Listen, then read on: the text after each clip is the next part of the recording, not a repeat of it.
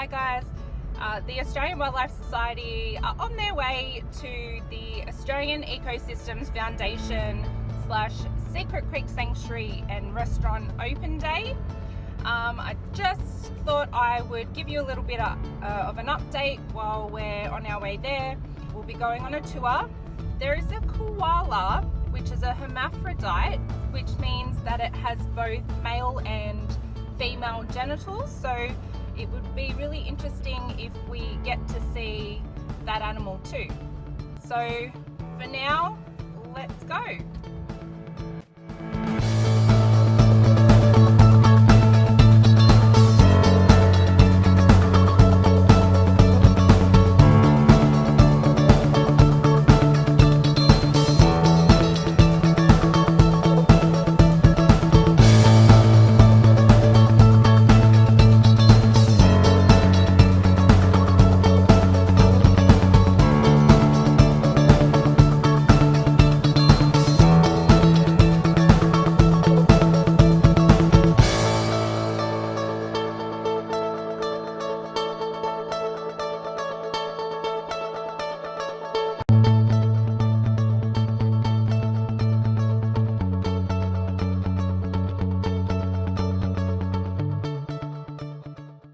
They're both genetically pure dingoes, and they were born here at Secret Creek, but they're not related.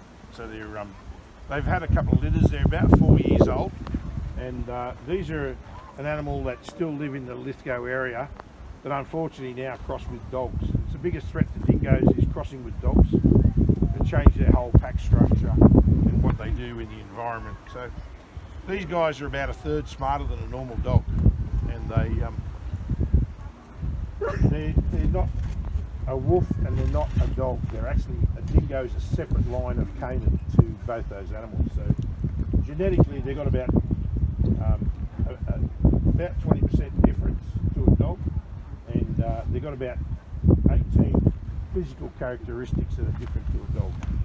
So being a little bit smarter, you need to be a little bit smart yourself with them. Treat them like a crocodile, because they'll watch you every day, and if you do something just not quite right, they'll be out the gate behind you or slip the lead or whatever. So we walk the dingoes each day real early in the morning. We walk them around the outside of our sanctuary, and when we walk them, our volunteers get their exercise, the dingoes get their exercise, but they also go around, in going around the outside of the fence, they mark their territory as they go. Excuse me. And they, marking their territory, that's our biosecurity for our fence. Yes. So it stops foxes and cats challenging the fence and wanting to come inside. So, Feed them? sorry? What do you feed them? Babies mostly. If you can, they're hard to come by. And everyone asks that. Some people laugh, some people don't. But they don't eat dog food. They just won't eat kibble. It'll just rot on the ground. They just won't touch it.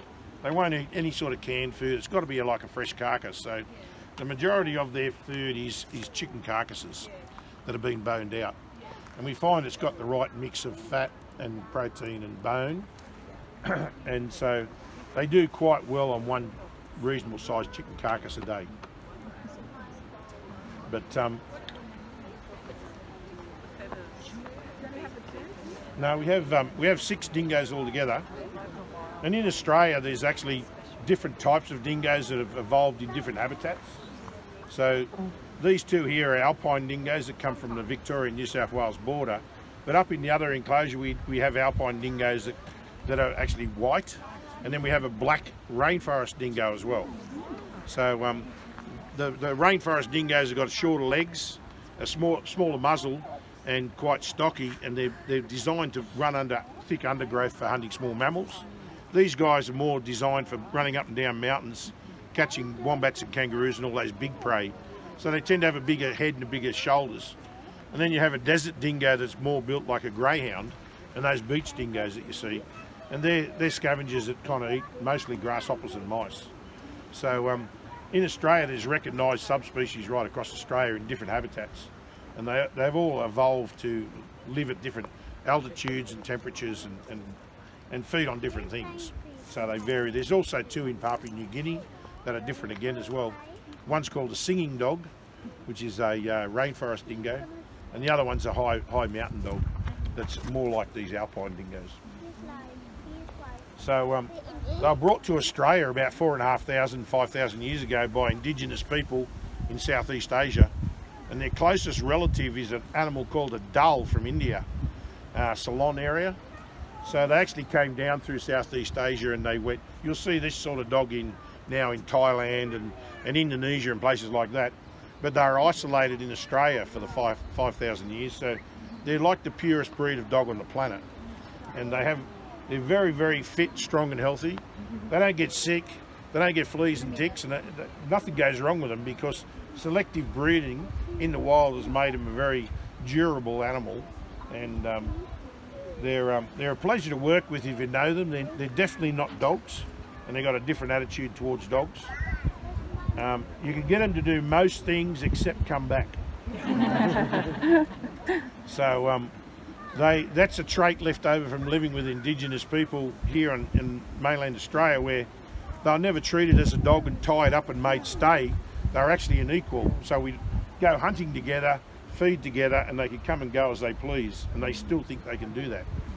So it makes it difficult when you're outside and you've got to bring them back to their enclosure. They just want to keep going. So if they slip the collar, which is really good at what they do, they can get away on you, and they're very hard to catch, very difficult.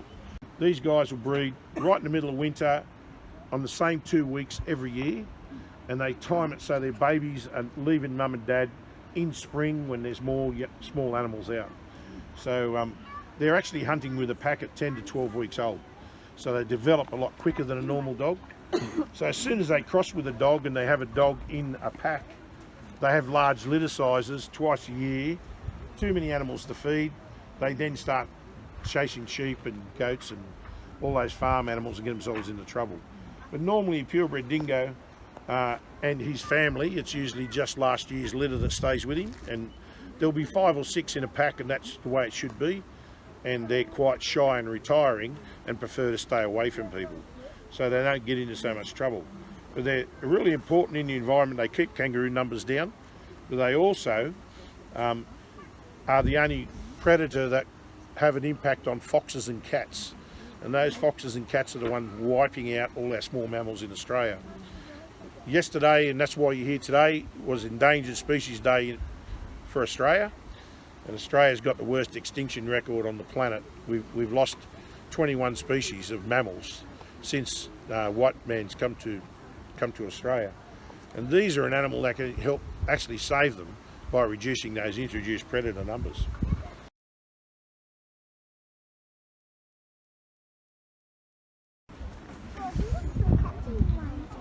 So everyone, meet Yuki. Hi, Yuki. This is Yuki. She's named after eucalyptus, obviously, but also Yuki means snow in Japanese. So I've been told. So we take a lot of rescue animals in, and we release a lot of possums. You'll see Warren and Donna here. They're going to show you a possum soon. This is one of the animals unwanted by the rest of the zoo fraternity, and she was on an excess list to be relocated somewhere because she's hermaphrodite. So she's both male and female, and so she has a male external features and she has internal female organs. So she's a little bit confused, and she doesn't get along with all the other koalas because she doesn't know who she's supposed to be mating with. But she's a little bit, she's very friendly. She's so we have koalas here in the Lithgow area. There's actually some on the plateau up behind us. She wants to say something.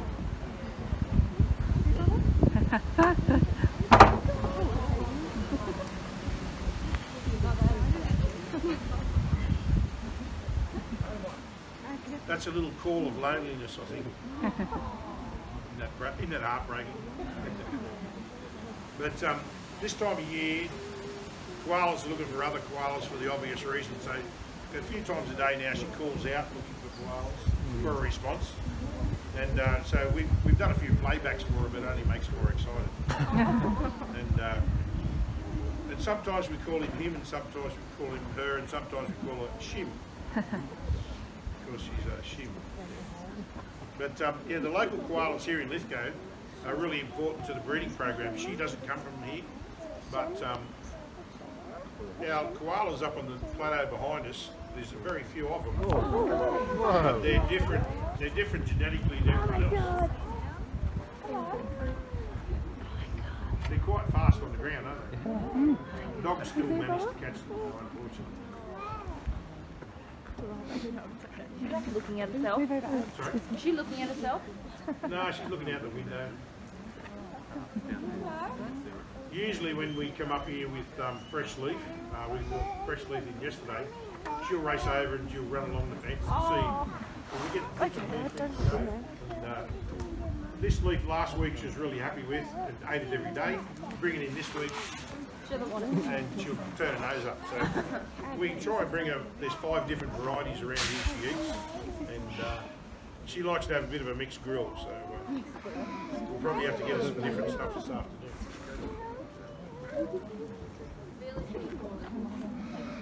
Where's she going? Very active. She's a fair bit. One koala.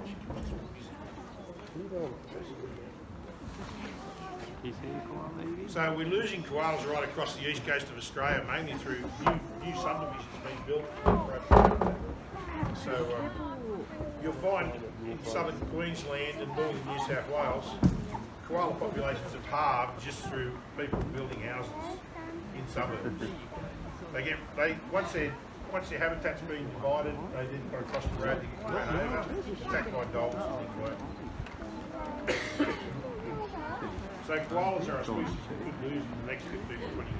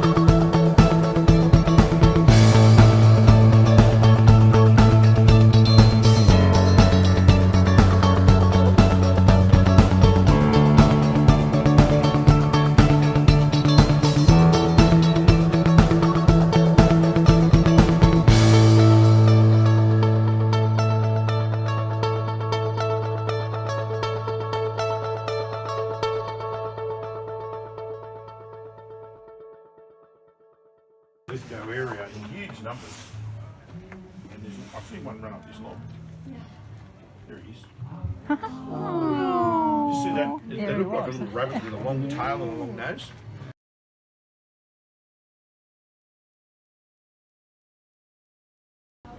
They go into torpor for about 3 or 4 months. I'm hoping there's one in here. We just went through. And they live in this little fridge here. Did he run out the bottom there? Yeah. And so these little possums, I was going to get one out of Ben show you, but he's already these little possums are going to be an animal that disappears through climate change. These guys rely on snow, rely on living under the snow in winter and hibernating. They hibernate for about 4 months, and we have 10 of them here. There's only about 60 in captivity. So they're very rare, and there's only about 900 left in New South Wales. There's a few more on the other side of the border in Victoria. But we're trying to breed them here. Where we're standing now is 1,000 metres, and we're hoping to be able to breed mountain pygmy possums at that 1,000 metres so that it foolproofs them for the future. What we found is we can breed them at a lower altitude, but they only live half their lifespan if they don't go into hibernation. So they only live for 6 years non-hibernating. If they hibernate, they live for 12 years. Wow. So it's twice as long, but that's twice as more opportunity to actually breed more babies, which is the key factor. So this little guy's in here. They usually camp in this fridge here at -3 at the moment. And this little fridge has got a little hollow log through into their nest area. And the temperature in here is -3, but it varies down through their nest. And they can choose where they want to camp up for the night.